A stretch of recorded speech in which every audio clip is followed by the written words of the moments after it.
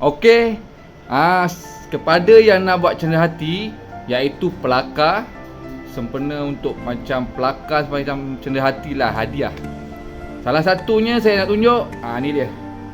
Pelakar epoxy Dia siap ada dia punya tempat tegak ada, stand, tempat stand Ni satu. Yang ni dua, ni cenderahati daripada pegawai pemerintah dan anggota 10 workshop. Yang ini komando. Cenderahati daripada pegawai pemerintah Pelatun Hantaran Udara.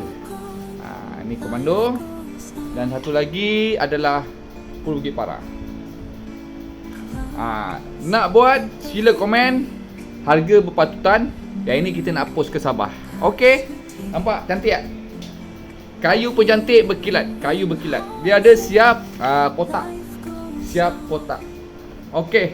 Komen harga berpatutan. Assalamualaikum.